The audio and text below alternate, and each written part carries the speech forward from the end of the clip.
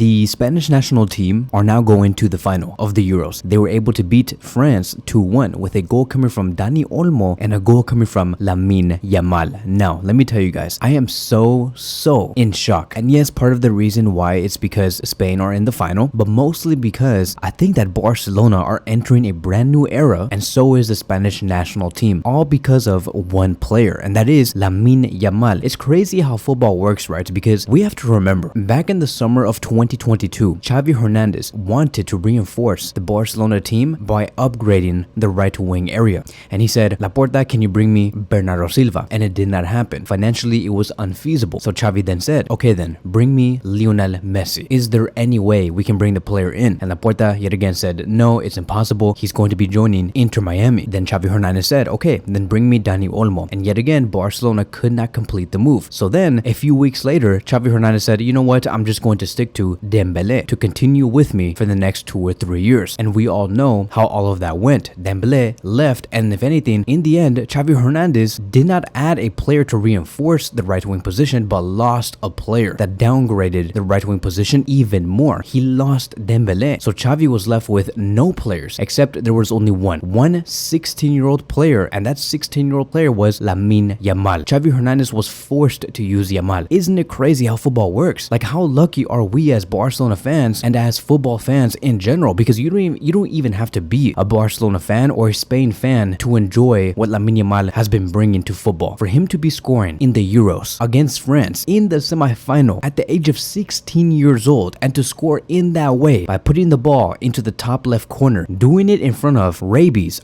Tchouaméni, Kante, Upamecano, and Saliba. I'm like, dude, who is this player? I swear to everything. Like, I promise you guys, I am not trying to overhype Lamine Yamal, nor am I trying to say that Lamine Yamal is a better player than Lionel Messi. But oh my god, dude, not even Messi could have done this at the age of 16 years old. And I swear on everything, guys, I'm not trying to overhype Lamine Yamal. I'm not trying to say that Lamine Yamal is going to be bigger than Maradona or bigger than Messi, because that is just, it's insane to say such things, especially about a player who is just 16 years old. But like I said, who in the world was this good at the age of 16 years old? In the past 40 years, maybe we could argue Maradona, but like, think about that. Why am I putting Maradona in the same sentence of Lamine Yamal? Why? Like, when did we ever think that was ever going to happen? Lamine Yamal has just been so effective for the Spanish national team. I honestly believe that if he continues at this level and trajectory, in the next 2 or 3 years, he can easily become the best player in the world. And in 2 or 3 years, he's still only going to be 19 years old. We, as Barcelona fans, are so lucky.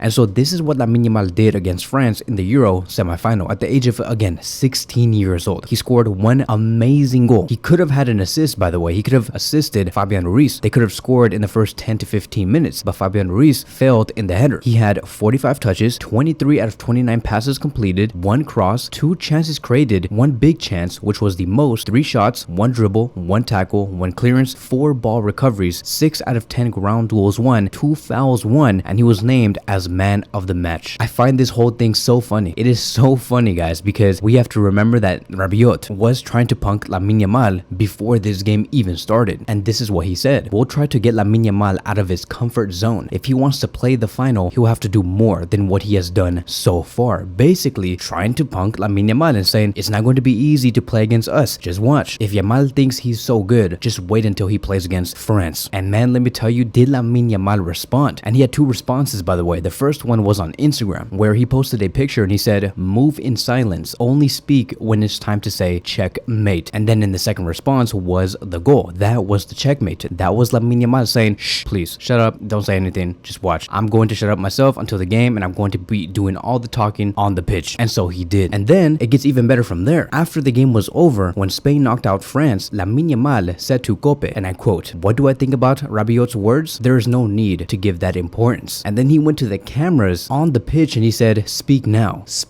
which is him basically saying, now do you want to talk? Now do you want to say some things? Because you were being so loud 2 days ago about how you think that you were trying to test me and that you think that you were able to overcome me, and that was never going to happen. And so, dude, like, Lamine Yamal, that's him. He is him. And this is also what Yamal had to say after the match. I am very happy to be in the final. The goal came in difficult moments. I got the ball, I didn't think, and went in. I now ask to win the final. I also wanted to celebrate my birthday in Germany, and I'm very, very happy. And so once again, I'm not here to overpraise praise Lamine Yamal just because he scored this amazing goal, right? Because maybe, yeah, sure, other players could have done this goal, but Lamine Yamal was showing up throughout the whole tournament. This is just the cherry on top, and he's going to do even more in the final. There was this stat that did come out 3 days ago, and it stated these are going to be the top 3 Spanish players who created the most chances in a single tournament in the European Championships. Xavi Hernandez is in first. Back in 2012, he ended with 25 chances created. Cesc Fabregas is in second place because of the 2008 tournament, and he created a total of 18 chances. And then Lamine Yamal currently sits in third place with a total of 14 chances created. I think that his number is slightly higher now because of this game against France. In the game against France, he created 2 chances, which puts him now at 16 chances created, 2 less than Fabregas, who was in his prime. We'll see what he does in the final that might overcome Fabregas and put Yamal in second place. I don't think that he's going to be beating Xavi Hernandez because, you know, Xavi Hernandez is just that guy. He was the best midfielder at that time, and of course he was going to have 25 chances created. It's an insane number. But man, like, we're comparing a 16-year-old player to Fabregas and Xavi Hernandez in their primes. So I am just so impressed, man. Like, I am so amazed, and I just cannot wait to see what Barcelona does with Yamal under Hansi Flick. I cannot wait for next season. You just need to give Yamal the best environment possible. Surround him by great players. That's why I'm also excited to see Jules Kounde play with Lamine Yamal, because Kounde, even though he lost in this match against Spain, he had an amazing performance. His stats were really good. He played 90 minutes, 6 out of 9 ground duels were won, 4 out of 7 aerial duels were also won, 32 out of 42 passes were completed, and he attempted 2 dribbles, which were very successful. And so I can see Kounde and Lamine Yamal really building something great next season, because we did see it in the previous season under Xavi Hernandez. The way that they were able to combine the 1-2s, defend well together, attack well together, I just cannot wait. Hansi Flick will for sure turn this player into a monster. So I have been impressed over the past 4 years, seeing the rise of Ansu Fati and how he scored a couple of goals here and there, especially against Inter Milan, against Real Betis. He has had his bright moments. Unfortunately, Ansu Fati dipped in form massively because of injuries. Also with Pedri, he also really impressed me. For him to have a great Euro tournament back in 2021 and also compete well under Ronald Koeman's Barcelona, and also to do very well against Xavi Hernandez's Barcelona, Pedri is truly a gem, and we all know that. Then came Gavi, and Gavi has just been phenomenal, from going through the left wing position into the central midfield role, also playing as a CDM. Gavi has it all. He's intense, he's energetic, he wins duels everywhere, all around the pitch, and I believe that Gavi will be a starter under Hansi. And then came Kubarsi, another player that did impress me. For him to be 17, 18 years old and to be defensively so solid, so composed, never making a misplaced pass at the back, so calm under pressure. He's a very technically gifted and just overall gifted center back. But the one player that has impressed me the most has been Lamine Yamal, because, you know, if Yamal did this in a friendly match against, let's just say, for example, AC Milan during the preseason, and it's whatever, right? Then yes, maybe this goal may not have mattered. We would not be talking about Yamal like we are right now and saying that Yamal is going to be one of the best in the world, if not the best in the world. But Yamal is doing this in a Euro semi-final match against France. How much more serious can this get? Every day, I thank God that Barcelona ended up not having Dembele. We all cried at that time. Like, I would even admit, I almost threw my laptop across the room when I heard that Dembele was going to be going to PSG and screwing off Barcelona 110%. And we're like, dude, really? We needed you, and now you're going to be leaving for cheap? Really? You're going to betray us in this way? But thank God Dembele left, because a greater gift has been given to us. And it's all thanks to Lionel Messi. Messi gave Lamine Yamal the blessing to become one of the best players in the world. The Messi gave Yamal like a shower. I'm like, dude, is this even real? What is this picture? Like, did Messi baptize Yamal and said, you will become me one day in about 16 years? The coincidence from all of this is just crazy. Like, do you guys believe in magic? Like, I don't know what Messi did in that moment, but he did something that we probably don't even know about. God works overall in mysterious ways, and God clearly has his favorites. He continues to bless FC Barcelona with all of these gems. La Masia is the most important thing for FC Barcelona, and we're going to continue to sprout new gems every season. And Lamine Yamal so happens to be the greatest gift. And so overall, this was a great match. I would say it was very even between France and Spain. Spain did not have it easy whatsoever. At one point through the game, I thought that France were going to be having this win because they scored on the 8th minute, and I'm like, dude, the way that France scored was exactly how Fabian Ruiz should have scored, because we saw Lamine Yamal make a cross into the box. All Fabian had to do was put the ball behind the net with his head, but he missed so bad. The ball went over the stadium and hit some car in the parking lot. And then Kylian Mbappe, 3 minutes later, made the exact same pass like Lamine Yamal straight to Muani, and Muani scores the goal on the 8th minute. And then of course Lamine Yamal came in with that amazing goal, and then Dani Olmo also scored and made it 2-1. And so the last thing that I do want to say is this: please protect the player. De La Fuente, you know what to do, and I see that you are really being cautious with your youngsters, especially with Nico, with Pedri. Unfortunately, unfortunately he got injured, but it wasn't De La Fuente's fault. It was Cruz's fault. But I do see his intentions. I do see that he does want to take care of his brightest gems, like Yamal, like Pedri, like Nico Williams. They get rotated a lot and they get out very early in the game. And so I